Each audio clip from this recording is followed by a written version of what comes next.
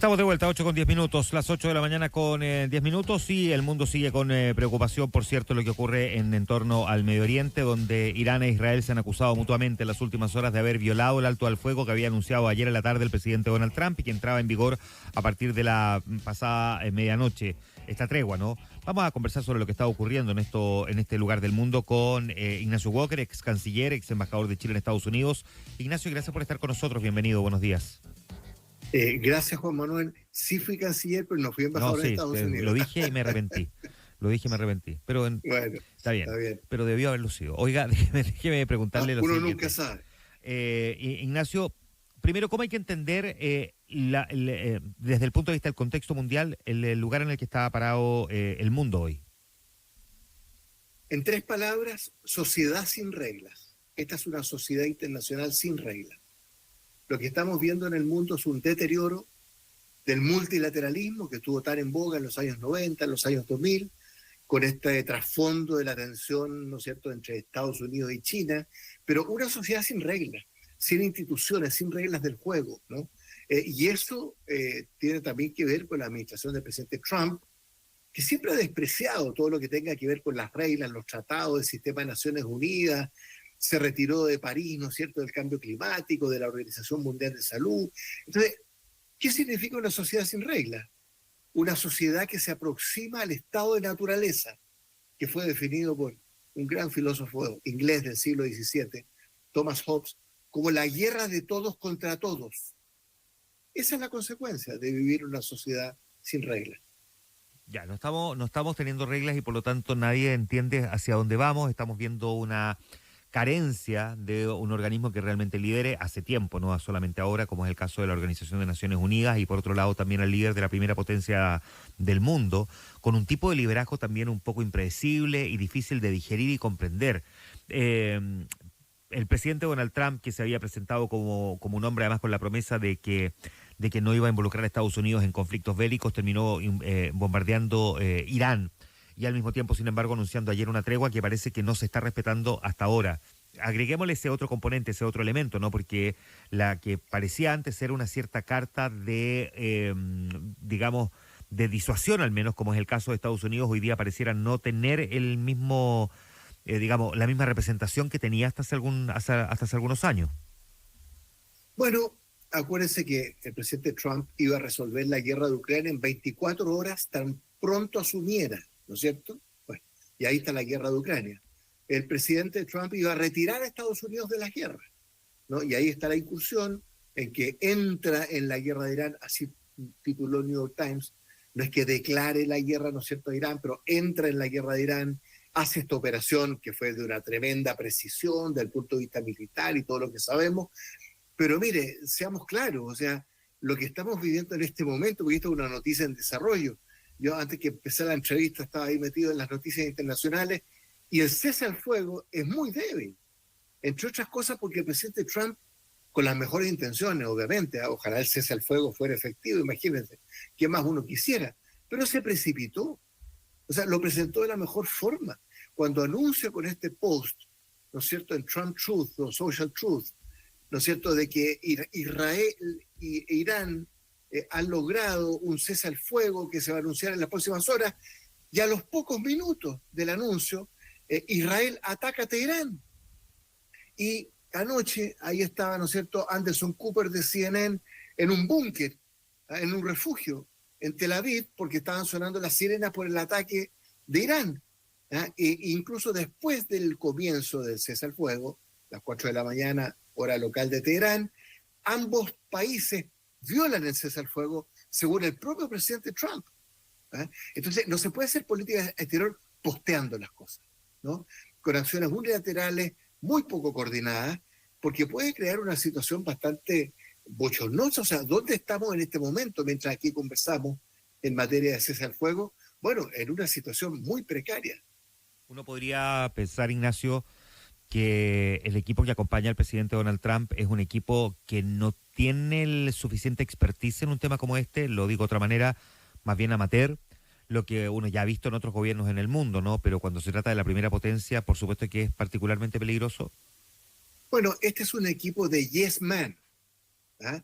De personas completamente subordinadas al presidente Trump, muy distinto de lo que fue su primera administración, ¿ah? Donde tenía gente con voz, ¿ah? Bolton, ¿no es cierto?, que era su asesor de seguridad nacional, que ha sido su principal crítico en los últimos años, los generales del Estado Mayor de la Defensa en el primer tiempo, en la primera administración, fueron con mucha personalidad, muy duros con el presidente Trump. Hoy día tienen en cambio un equipo de gente muy subordinada, yes man, ¿ah? Que no le dan...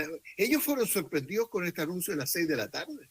O sea, no solo no consultó al Congreso con el tema de Irán. Usted sabe que constitucionalmente Estados Unidos, para declarar la guerra, incurrir en una guerra, tiene que pedir el apoyo del Congreso, cosa que no ocurrió, ¿no? El propio equipo fue sorprendido con este post de las 6 de la tarde. ¿Ah? Bueno, porque él quería el crédito. Usted sabe que problemas de autoestima el presidente Trump no tiene. ¿Ah? Entonces, bueno, esto le jugó una mala pasada porque se precipitó, improvisó, no estaba madura la cosa, ni en términos de Israel ni de Irán. Y le digo más, hoy día en Estados Unidos se está discutiendo en toda la prensa la efectividad de la incursión militar, tanto de Israel como de Estados Unidos. No se sabe dónde está el uranio enriquecido, no se sabe dónde está. ¿Ah? ¿Qué porcentaje tiene? Hubo un daño severo, muy fuerte, una operación, como le digo, desde el punto de vista militar, bien notable, tanto la de Estados Unidos como Israel. Pero ni Estados Unidos ni Israel habían sido atacados por Irán.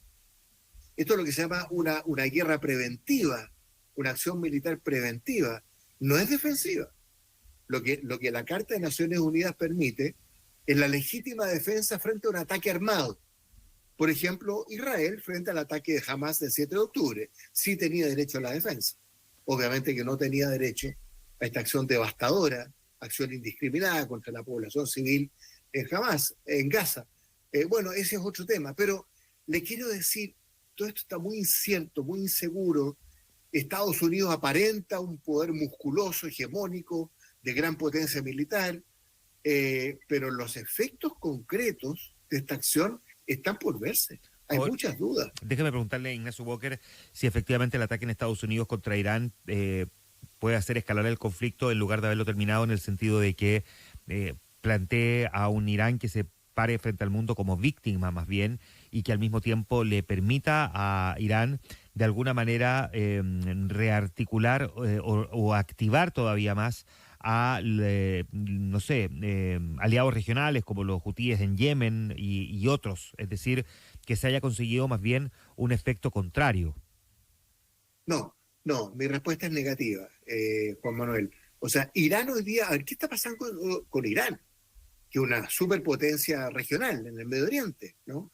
Fíjese, los brazos armados de Irán están semidestruidos, ¿no? El Hezbollah en el Líbano, Hamas en Gaza, los Houthis, ¿no es cierto?, en Yemen, están semidestruidos. Segundo, Irán está solo. Irán tenía un solo gran aliado en Medio Oriente, ¿no? Bashar al-Assad en Siria, más conocido como el carnicero de Medio Oriente. Murieron 400, 500 mil personas bajo el régimen de Bashar al-Assad, que fue derrocado en una suerte de paseo de pocos días, ¿no?, por Ahmed al-Shara, el actual presidente de Siria. A propósito, ahí Trump hizo una buena medida, levantar las sanciones contra Siria. Entonces, las reacciones de China y Rusia ayer no fueron así de los tremendos amigos y guardaespaldas de Irán. Abogaron por el derecho internacional, que esto violaba el derecho internacional, abogaron por el cese al fuego. O sea, Irán está solo, ¿ah? No está en actitud política de levantar cabeza. Le digo más, yo aventuro una hipótesis, ¿ah? Irán había desechado cualquier posibilidad de cese al fuego después del ataque de Irán. ¿Por qué accedió al final al cese al fuego a regañadientes anoche? Bueno, porque está planteada ahora la cuestión del cambio de régimen político. Si Irán tiene un frente interno brutal, la represión del 2022, donde hay miles de personas que fueron asesinadas, que están presas, torturadas, exiliadas, todavía está vivo. O sea, el Shah de Irán, el régimen teocrático, dictatorial, represivo, que subyuga a las mujeres desde hace 46 años, sometiéndolas a unas condiciones increíbles. Yo espero que no haya nadie del progresismo, de la izquierda, defendiendo a Irán, porque este es un mundo muy raro. ¿Ah? Entonces, Irán está muy solo. Yo creo que no tiene capacidad para levantar cabeza. ¿Y qué posibilidad hay, perdón, ¿Perdón? ¿qué posibilidad hay, Ignacio, siguiendo esa línea argumental de que eventualmente se produzca una caída del régimen como lo conocemos en Irán después de su llegada el año 79, porque uno entiende que podría haber algo de esto también en los ataques que perpetró Israel hace casi 2 semanas, ¿no? Porque no solamente atacó posiciones militares iraníes, sino que también liquidó a varios integrantes de la Guardia Revolucionaria, que es como digamos, como la especie de escudo que tiene el ayatolá para protegerse ante la posibilidad de que desde abajo alguien intente derrocarlo. Sí. Mire, la acción militar de Israel y de Estados Unidos fue muy contundente, muy dura, muy sorpresiva para Irán. ¿Ah? Entonces el daño está, evidentemente, ¿no? El punto es la duda hoy día en la prensa internacional, en qué estado quedó el enriquecimiento de uranio y la posibilidad de un arma nuclear en Irán. Es una gran duda que existe. Eso tiene que ser verificado. Solo los iraníes saben, ni siquiera la Agencia Atómica de Naciones Unidas, ¿no es cierto?, que es la que supervigila, fiscaliza estas situaciones. Entonces, puede haber un cambio de régimen político. Mire, cuando un país es atacado, cierra fila. ¿Ah? Usted ha visto en Israel que su propia oposición a Netanyahu, que es inmensa, la oposición interna a Netanyahu es muy grande, desde hace una década y media, pero cerraron filas, ¿no es cierto?, con Netanyahu. En Irán puede estar ocurriendo lo mismo. Cuando atacó Irán a Qatar ayer en la mañana, ¿eh? Una acción simbólica de la que dio aviso previo, salieron algunas personas a la calle a celebrar, pero no eran cientos de miles, ¿eh? Eran algunos pocos miles. Entonces, el ayatolá de Irán se parece cada vez más al Shah Reza Pahlavi del antiguo Irán hasta el 79. Gobiernos brutalmente represivos, con la gran diferencia, por supuesto, que el Shah Reza Pahlavi era un gran aliado de Estados Unidos, de la CIA, del Mossad de Israel. En cambio, hoy día Irán, el gran Satán es Estados Unidos y el pequeño Satán es Israel. Así define Irán, ¿no?, a esta alianza estadounidense sionista. Recordemos que el objetivo principal de la política exterior de Irán es destruir el Estado de Israel. Aquí no podemos ser ingenuos, ¿no? Destruir el Estado de Israel. Esa es la política exterior del ayatolá Khomeini. Entonces, yo no podría descartar que hubiese movimientos internos en Irán. Ya, volvamos entonces a las consecuencias de lo que hemos visto hasta ahora. Irán atacado por Israel, Irán respondiéndole a Israel, Irán atacado por Estados Unidos, Irán respondiéndole a Estados Unidos, involucrando sin embargo a otros dos países porque ataca bases norteamericanas en Qatar y también en Irak, lo que ha provocado, digamos, también una reacción bien airada por parte de varios países de la región, porque ataca derechamente ya a países que son aliados de Estados Unidos y por lo tanto ya no es un conflicto de 2 o de 3, sino que ya ahora de 5. ¿Qué habría que imaginar respecto de eso? Porque Qatar también podría reservarse el derecho de querer devolver esta incursión militar iraní. Mire, hay 40.000 uniformados de Estados Unidos en la zona del Golfo, Kuwait, Bahrein, Qatar, los Emiratos. Ahí está el estrecho de Hormuz, que es muy importante, ¿no es cierto?, porque ahí transita el 20% de todo el transporte de petróleo en el mundo. Hay 10.000 uniformados solo en Qatar, que es un centro de comando y control de Estados Unidos. ¿Ah? Entonces, ahora, usted ve el mapa, ¿no es cierto?, el Golfo Pérsico, ahí está Irán y ahí están los países del Golfo, a tiro de cañón, literalmente están al lado. ¿Ah? Entonces, todo esto es una situación muy precaria. La respuesta de Irán a Qatar fue muy simbólica. A propósito, fue repelida por las Fuerzas Armadas y Defensas Antiaéreas de Qatar. Estados Unidos no activó nada, salvo una alarma, me imagino una alerta. Pero mire, Qatar es muy interesante porque a pesar de que fue atacado por Irán, en la tarde estaba mediando entre Estados Unidos e Irán para cesar el fuego. Hamás está presente en Qatar, los reciben, tienen ahí refugio. Claro, la posición de Qatar siempre ha sido como un poco difícil de leer, es como que le dicen que está bien con Dios y con el diablo. Exacto, porque es que el conflicto del Medio Oriente tiene una realidad propia. Por eso es tan disruptivo la incursión de Estados Unidos. El archienemigo de Irán históricamente es Arabia Saudita, por razones religiosas, ¿no?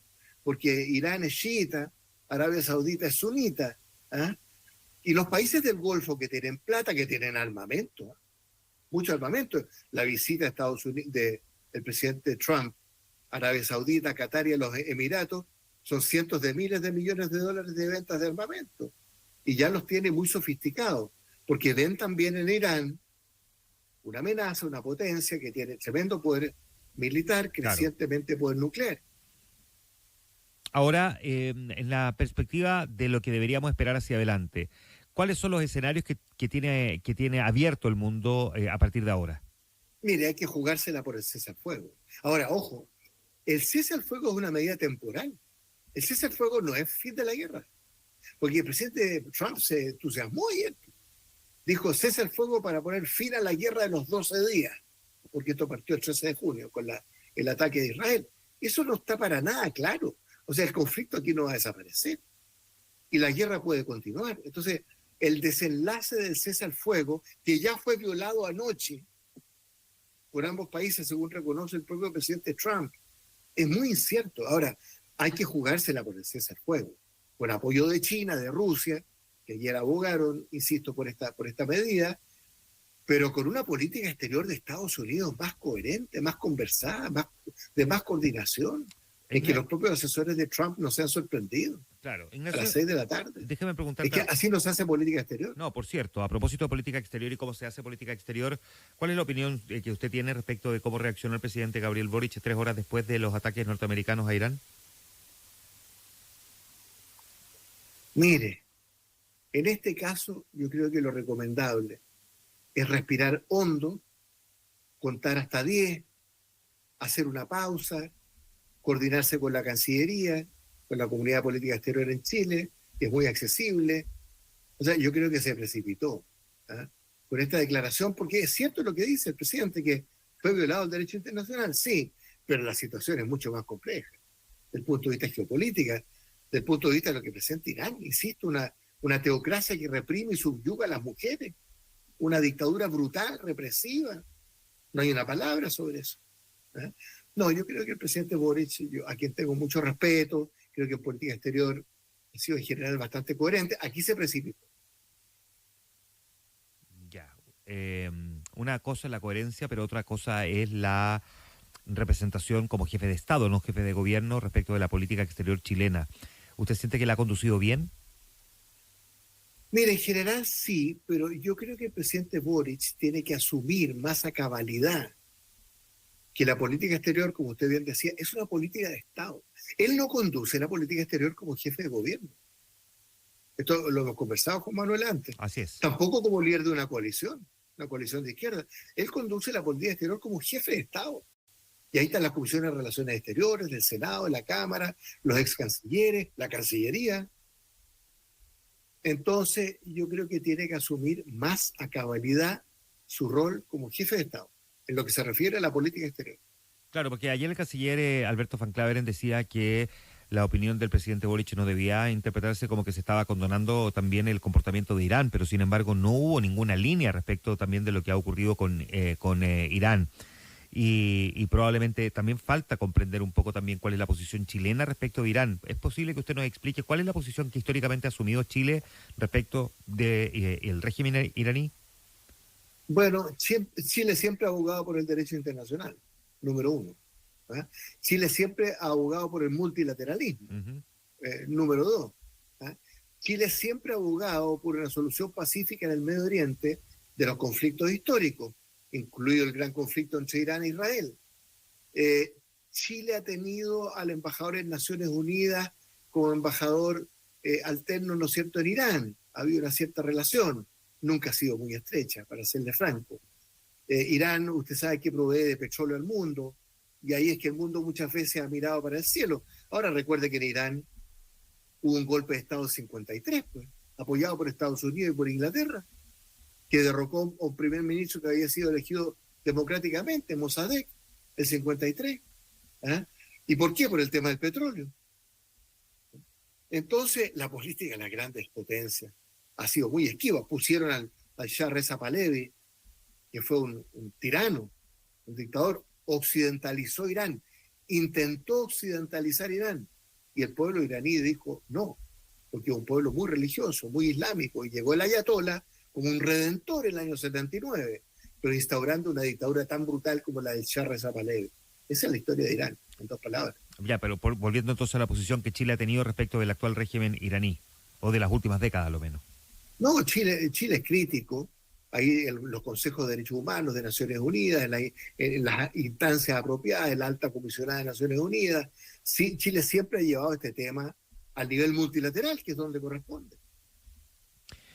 Bien, pues vamos a mirar cómo evoluciona este conflicto en las siguientes horas, que son clave, ¿no? Después de este supuesto cese al fuego, que sin embargo ha sido denunciado por Irán y también por Israel de no estar siendo respetado. Ignacio Walker, ex canciller, conversando esta mañana con nosotros. Muchas gracias, Ignacio.